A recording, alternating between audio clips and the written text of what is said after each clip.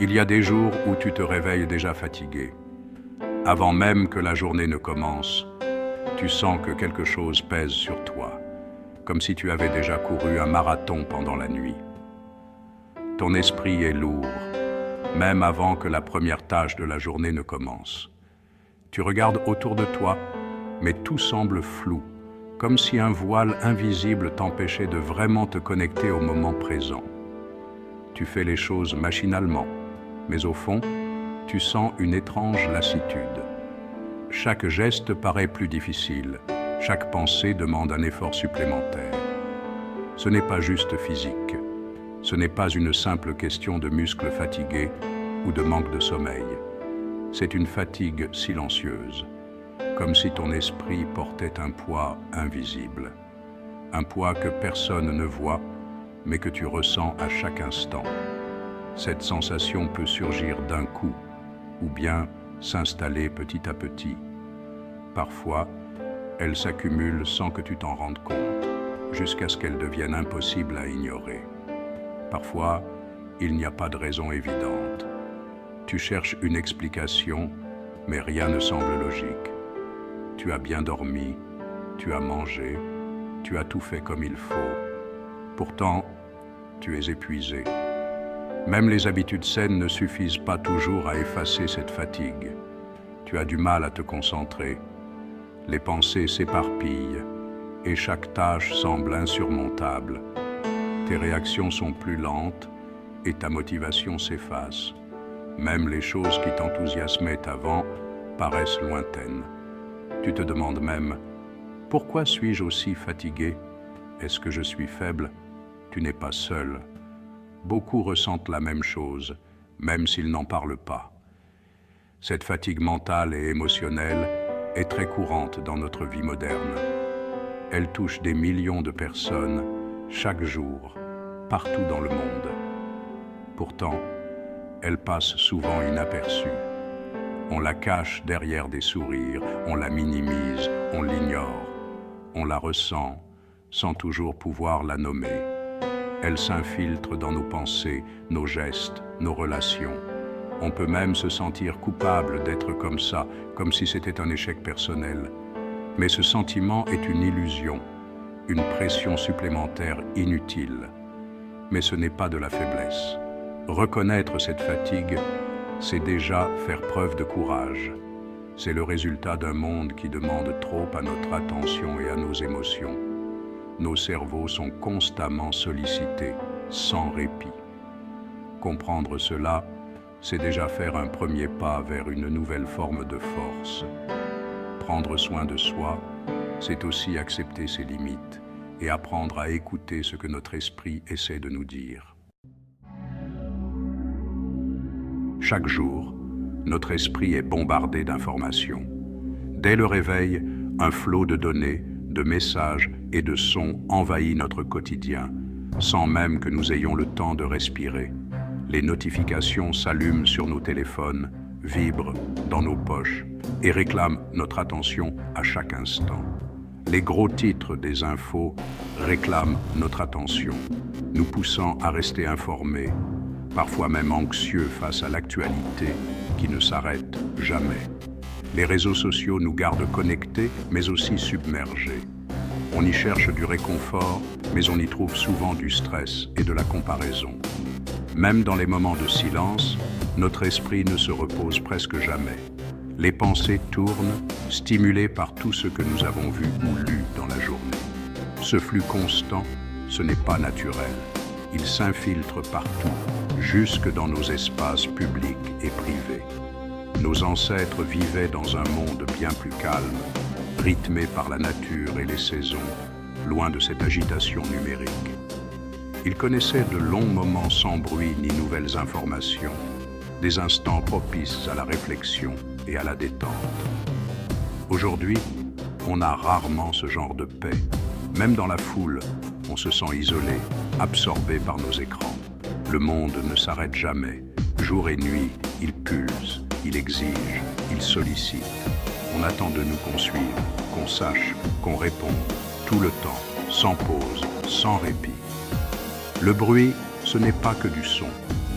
c'est aussi ce tumulte invisible qui envahit notre esprit. C'est aussi le bruit mental des choix, des tâches, des soucis qui s'accumulent et nous pèsent. Chaque notification, chaque alerte, chaque demande ajoute une couche à notre charge mentale, rendant le calme de plus en plus difficile à atteindre. Petit à petit, ça s'accumule, jusqu'à ce que notre esprit se sente saturé et fatigué, incapable de faire le tri. On ne s'en rend pas compte tout de suite. La surcharge s'installe lentement, insidieusement. Mais peu à peu, nos pensées deviennent confuses. Notre patience s'amenuise, notre créativité s'étiole. On perd le calme qui nous aide à réfléchir clairement et à agir avec sagesse. Retrouver ce calme devient un défi quotidien. Voilà le vrai prix de la surcharge d'informations. Un esprit fatigué, un cœur agité et une paix intérieure qui s'éloigne. Parfois, le fait d'être fatigué nous fait ressentir de la honte ou du doute. On se demande si c'est normal d'être aussi épuisé ou si on exagère nos ressentis. On se demande pourquoi on n'arrive pas à suivre le rythme comme les autres semblent le faire. On observe les gens autour de nous qui paraissent avancer sans effort et on se compare sans cesse. On a peur qu'il y ait un problème avec nous. On se demande si on est moins fort, moins résistant ou si on manque simplement de volonté. Mais la vérité est simple. Se sentir épuisé dans le monde d'aujourd'hui, c'est normal. La vie moderne nous sollicite sans arrêt et il est naturel de ressentir de la fatigue. Tout le monde traverse des moments d'irritation, de tristesse ou de doute. Même ceux qui semblent toujours positifs ou énergiques connaissent des passages difficiles. Ces émotions ne veulent pas dire qu'on est fragile ou qu'on échoue. Elles montrent simplement qu'on est humain, avec des limites et des besoins à respecter. Ce sont des signaux honnêtes de notre corps et de notre esprit. Ils nous rappellent qu'il est temps de ralentir, de s'écouter vraiment. Ils nous disent qu'on a atteint nos limites, qu'il faut faire une pause et prendre soin de soi. Prendre un moment pour soi n'est pas un luxe, c'est une nécessité. Plutôt que de juger ses ressentis, on peut apprendre à les accepter. Accueillir sa fatigue, c'est aussi se donner la permission de se reposer. Reconnaître ses émotions, ce n'est pas de la faiblesse, c'est de la sagesse. C'est un acte de respect envers soi-même, une preuve de maturité. Ça montre qu'on s'écoute, qu'on ne néglige pas ses vrais besoins. Prendre soin de soi, c'est aussi mieux prendre soin des autres ensuite. Si tu te sens fatigué ou irritable, retiens bien ceci. Tu n'es pas seul et ce que tu ressens est légitime. Beaucoup partagent ce sentiment, même s'ils n'en parlent pas toujours. C'est humain, surtout dans un monde qui ne nous laisse jamais vraiment souffler. Prendre le temps de reconnaître sa fatigue, c'est déjà un premier pas vers le mieux-être. On confond facilement surcharge mentale et faiblesse. Mais ce n'est pas la même chose. La faiblesse, c'est manquer de ressources pour affronter les difficultés. La surcharge, c'est avoir trop à gérer, même quand on est fort. Imagine un pont solide. Il peut supporter beaucoup de voitures, mais si trop de véhicules passent en même temps, le pont va flancher. Il n'est pas faible, il est juste surchargé. Notre esprit fonctionne pareil. Il est puissant, mais il a ses limites. Quand on se sent dépassé, il ne faut pas forcer davantage. Il faut respecter ses propres limites. Vouloir tenir coûte que coûte ne fait qu'ajouter du stress et de la confusion. La vraie force, c'est de savoir quand s'arrêter, respirer et récupérer. Comprendre cette différence, c'est essentiel. Ça nous libère de la culpabilité et ça nous aide à faire de meilleurs choix pour notre équilibre mental. Beaucoup pensent qu'il faut plus de discipline pour lutter contre la fatigue. Mais souvent, le vrai problème, c'est le manque de récupération mentale. Notre esprit a besoin de pause, tout comme notre corps a besoin de sommeil après un effort. Avant, les pauses faisaient partie du quotidien. Aujourd'hui, même nos moments libres sont remplis d'écrans et de bruit. On ne s'accorde presque jamais de vrai repos. Notre cerveau n'a jamais l'occasion de se remettre à zéro. Sans récupération, le stress s'accumule. Les petits soucis prennent de l'ampleur. On devient moins patient, plus réactif. À la longue, cette tension permanente peut mener à l'épuisement, voire à la dépression. Si tu continues à vivre comme ça, ton esprit ne se rétablira pas. Il s'habituera simplement à l'épuisement. Il ne faut pas être plus dur avec soi-même. Il faut être plus doux. S'accorder du repos, ce n'est pas un luxe. C'est essentiel pour garder l'esprit clair et l'équilibre émotionnel. Si tu es prêt à régler le problème plutôt qu'à le gérer, j'ai conçu un système simple pour toi. Reconstruisez votre esprit. Reprenez le contrôle. Échappez à la surcharge mentale en 14 jours. Tu trouveras le lien dans la description. Les stoïciens, ces penseurs sages de l'Antiquité, ont traversé bien des épreuves. Leurs idées peuvent aussi nous aider aujourd'hui. Ils proposent 3 principes simples pour retrouver du calme et du contrôle dans un monde agité. D'abord, concentre ton énergie uniquement sur ce que tu peux contrôler. S'inquiéter du reste, c'est gaspiller sa force. Ensuite, souviens-toi que toutes les pensées ne méritent pas ton attention. Certaines ne sont que du bruit. Tu peux les laisser passer. Enfin, réduis le bruit et la stimulation dans ta journée.